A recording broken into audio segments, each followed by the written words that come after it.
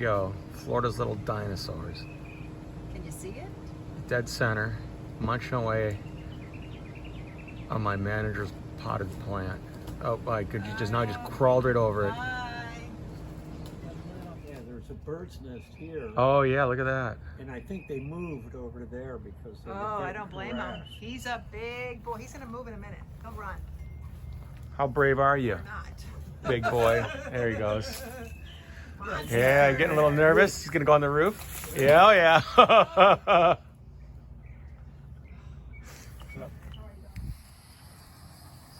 Good evening. So this here is called a Mexican sunflower, or maybe like a Honduran sunflower, something like that.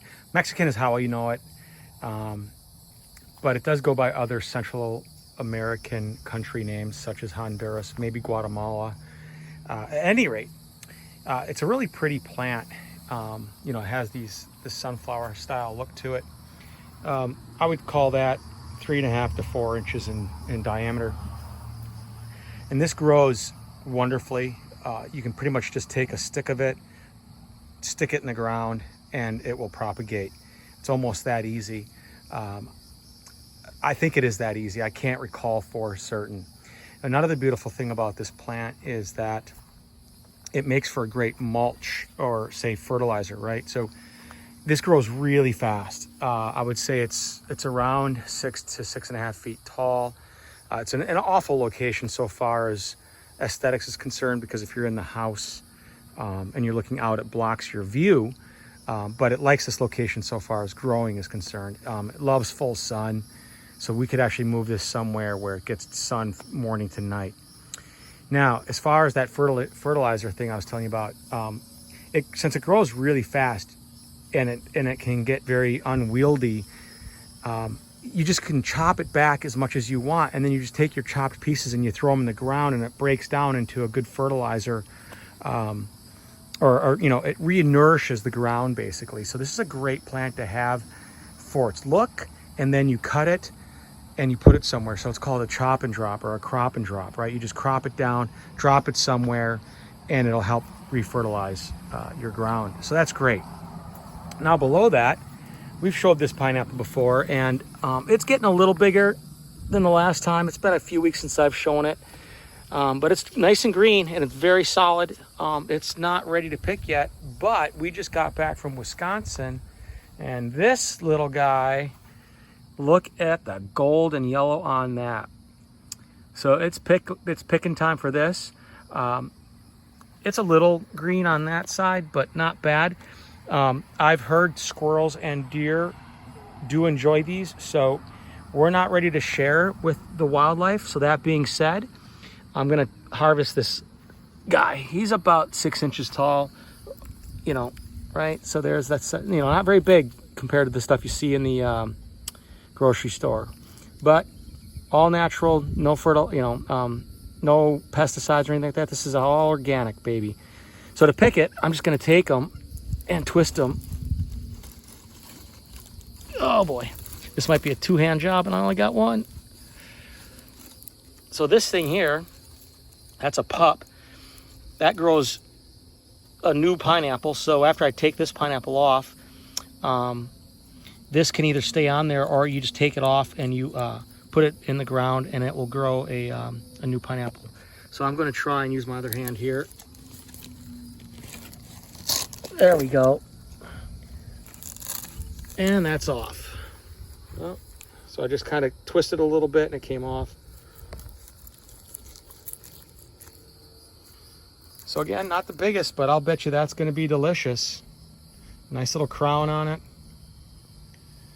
All right, so next what we'll do is, after we cut this up and everything, we'll show you how you get another pineapple off of the, you know, from the crown itself. All right, so there you go. Some of our first new food here at our Sebring home.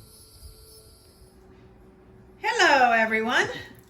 This young man, yes, you, is going to be twisting the top of our very ripe pineapple that he just picked. Normally, you can lop off maybe a little bit and just leave a tiny bit of the yumminess with the top. but you can also twist it, which is what TJ is going to do in a minute. And then what you do is you replant that top. And I'll be probably doing that tomorrow. So he's just going to turn, and hopefully it will be successful. And there it is. So that's exactly what you want.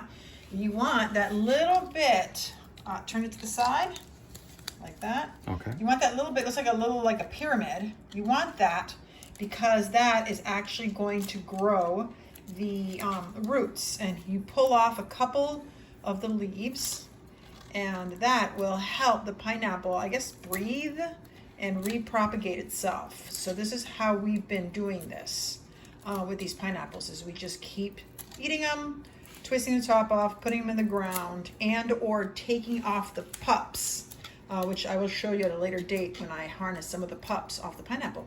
That's pretty much it, guys. We're gonna go ahead and cut this bad boy. He's pretty big. He's probably the size, I would say, like a half a football. Softball, a little bigger than a softball. A little bigger than a softball. You can see by TJ's hand. I mean, he can grab it, but it is it's going to give us some good stuff. And tomorrow morning, I'm going to make a smoothie with that and the mangoes that I cut up today. Talk to you guys soon. Have a great one. Bye. Okay, so to start the pineapple, we just get a container and we put some water in it, and just goes like that, right? So we're letting that that little pyramid, what is now an upside down pyramid, just let it rest in the water, and 2 weeks maybe we'll find some dirt and we'll put it in the ground, because it'll actually grow roots. Yes, once it grows roots, and you will see the roots start to come out of that yellow little pyramid, the roots will come out of there. Well, I would say once they're about maybe 2 inches long or so, this bad boy will go into dirt. It will either go in the ground in our pineapple patch in the back, or it will go in a pot. And then once it's a little bit bigger, it's a little bit more established, then it will go in the ground.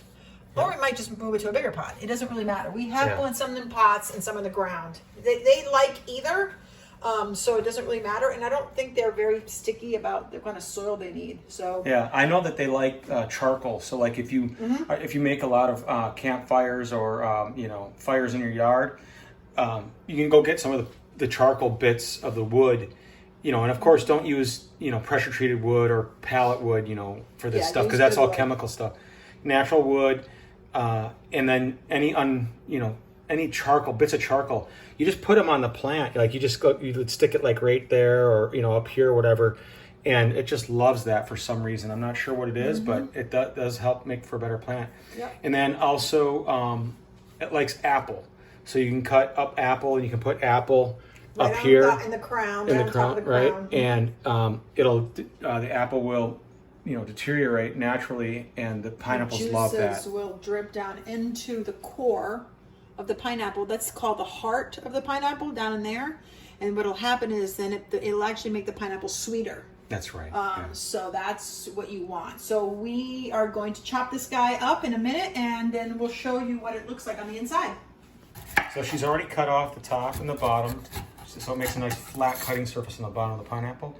And now she's just taking a knife and just trimming off the edges. Rind. And what we try to do, it might take us a couple times around, because you want to get rid of those little black, these guys, brown dots. Right? They're very hard, and they're like a casing still, and they'll irritate your mouth. Yeah, they can cut the inside of your mouth a little bit. So we go around twice, because we don't want to cut off more than we like. So we just cut a little bit at a time. All of this I will keep. It will go into our composting pile. I'm going to buy a composter in the next couple of days. So none of this will get wasted. It'll get turned and tilled in the composter. And then anything that comes, when the composting is done, it'll get dropped off on all the new plants that we have outside, as well as any other ones that we will be buying in the future.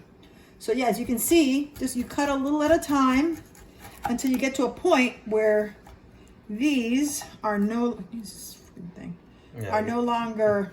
It gets slimy. It's very slimy, yeah. Are no longer on the pineapple. Even there's a little bit, it's okay, but they are very hard, and you don't really want to be chewing on these things. They're super hard. Yeah. And abrasive. So that's basically the pineapple inside. Now, a lot of you are probably wondering why this pineapple is not as large as the pineapples that you see in the store. Because this is natural. The ones in the store have been doctored. And when they're doctored, they make them bigger. This is why when you go to the store, you see apples that are huge. Apples aren't supposed to be that huge. Perfect carrots. Carrots are not that big. When you eat fruit and you make your own fruit, you grow your own stuff, you're going to notice that it's a lot smaller and uglier than the stuff in the stores. It's not doctored. So if you do have a chance to make your own food or grow something, do it. Because honestly, you're going to be much happier and healthier. All right. A word to the wise. All right, so I just cut it in quarters, Okay. and then I cut the core out. Do me a favor, can you get one of those containers to put it in? Yeah. So she cut it in half, and then she's just going to cut it in quarters. There's your and inside. Then once it's quartered, you just cut the core off, and then I eat the core because I think that's delicious. Or actually, we're going to just put it in the composting pile. Oh, no, God, no, I eat it. Oh, okay. So nice and fibrous. Yeah. Okay. Oops. All right. Hey, bye. So that's it. It's time for us to enjoy some pineapple. And that's your pineapple, guys. Isn't that beautiful? Nice and yellow and Juicy. Yeah. very juicy. Yeah. All right. Good night.